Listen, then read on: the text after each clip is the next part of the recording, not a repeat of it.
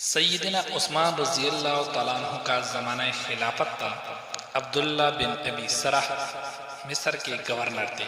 شمالی افریقہ پر ایک رومی کاریگری کی حکومت تھی جس کی بیٹی فلفانہ بڑی دلیر لڑکی تھی اور جنگ میں مردوں کے دوش بدوش داد شجاعت دیا کرتی تھی۔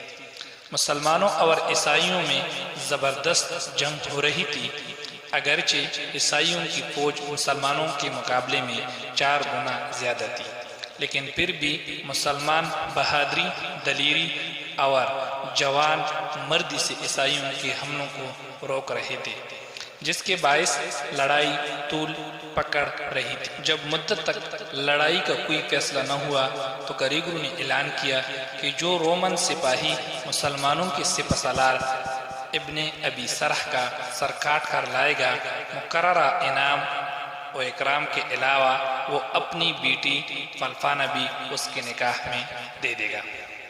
دوسری طرف ابن ابی سرح نے دربار خلافت سے سیدنا عثمان رضی اللہ تعالیٰ عنہ نے عبداللہ بن زبیر رضی اللہ تعالیٰ عنہ کو ایک فوج دے کر مسلمانوں کی امداد کے لیے روانہ کیا۔ فلفانہ جیسے حسین، خوبصورت اور بہادر لڑکی کو حاصل کرنے کو کون خواہش مند نہ تھا۔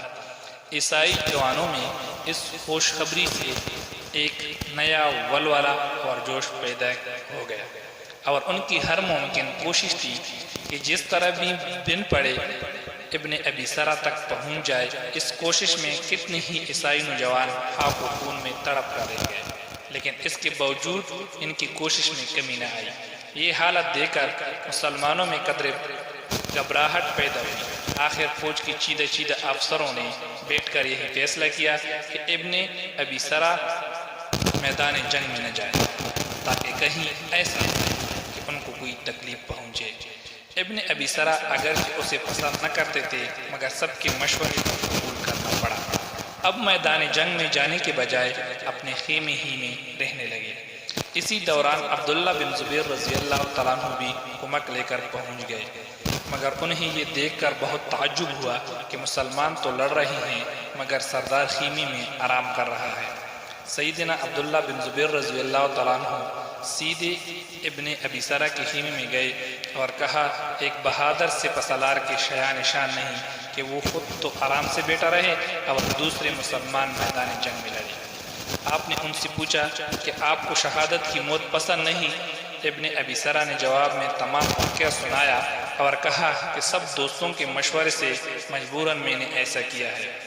عبداللہ بن زبیر رضی اللہ تعالیٰ عنہ نے مسکرا کر کہا کہ آپ بھی اعلان کر دیتے کہ جو کاریگروں کا سر کاٹ کر لائے گا، کاریگروں کی بیٹی اس کے ساتھ بیاہ دی جائے گی۔ چنانچہ یہ اعلان کر دیا گیا۔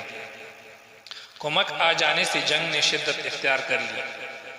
نصف دن تک تمام میدان لاشوں سے اٹھ گیا تھا۔ مسلمانوں میں عبداللہ بن زبیر رضی اللہ تعالیٰ عنہ کے حملے بہت ہی خوفناک تھے۔ وہ بجلی کی سی تیزی کے ساتھ دشمن کے قلب میں گھس جاتے اور منٹوں میں صفایا کی صفحے صاف کر آتے۔ عبداللہ بن زبیر رضی اللہ تعالیٰ عنہ کی جرأت مندانہ حملوں کو دیکھ کر فلفانہ کئی مرتبہ ان کے مقابلے پر آئی، مگر انہوں نے ہر مرتبہ اس کا وار بچا کر اس پر حملہ کرنے سے گریز کیا۔ وہ نہیں چاہتے تھے کہ ایک بہادر مسلمان کا ہاتھ ایک عورت پر اٹھے۔ آخر انہوں نے اپنے دستے کے ساتھ زوردار حملہ کیا کہ کاریگروں کے محافظ دستہ تک پہنچ گیا۔ لوہے سے لوہا بج رہا تھا۔ آخر عبداللہ بن زبیر رضی اللہ تعالیٰ عنہ کئی نوجوانوں کو موت کی نیند سلا کر کاریگروں تک پہنچ گئے۔ انہوں نے کاریگروں کو للکارا، اب جنگ کا فیصلہ میرے اور تیرے درمیان ہوگا۔ کاریگروں نے بڑی پھرتی سے عبداللہ بن زبیر رضی اللہ تعالیٰ عنہ پر وار کیا، مگر انہوں نے وار بچا کر اس زور سے حملہ کیا کہ کاریگروں زمین پر خون میں لت پت پڑا تھا۔ انہوں نے فوراً اس کا سر کاٹ کر نیزے پر قبضہ کر دیا۔ اپنے بادشاہ کو سر کو نیزے پر لٹکتا دیکھ کر عیسائیوں کے حوصلے پست ہو گئے اور میدان چھوڑ کر بھاگ نکلے۔ مسلمانوں نے دور تک ان کا تعاقب کیا اور بہت سے عیسائیوں کو پکڑ لیا۔ ان گرفتار شدگان میں کاریگروں کی بیٹی فلفانہ بھی تھی۔ اسلامی فوج میں اس کامیابی پر خوشیاں منائی جا رہی تھی اور شکرانے کے طور پر ان کے سر اللہ کے حضور جھکے جا رہے تھے۔ جب مال غنیمت تقسیم ہونے لگی تو عبداللہ بن زبیر رضی اللہ تعالیٰ عنہ وہاں موجود نہ تھے۔ ابن ابی سرح نے انہیں بلایا اور فرمایا کہ اعلان کے مطابق پلپانا تمہاری ہے، لیکن انہوں نے کہہ کر انکار کر دیا، میں نے جس پاکیزہ جذبے کے تحت جہاد کیا میں اسے کوئی انعام لے کر آلودہ نہیں کرنا چاہتا۔ امیر کو حق ہے پلپانا جس کو چاہے دے دے، میں اس حق سے دستبردار ہوں۔ میدان جنگ میں پلپانا بھی عبداللہ بن زبیر رضی اللہ تعالیٰ عنہ کی جرأت اور بہادری کو دیکھ چکی تھی، اور یہ بھی دیکھ چکی تھی کہ وہ خود کئی بار ان کی تلوار کی ضد میں آئی، مگر انہوں نے اس پر حملہ کرنے سے گریز کیا تھا، اور جب اس نے حملہ کیا تو اس کے وار کو بچا کر کبھی جوابی حملہ نہ کیا۔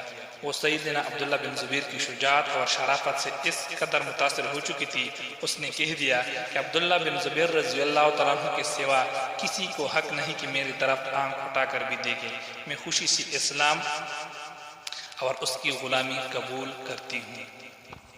یہ تھی بچوں حج کی کہانی۔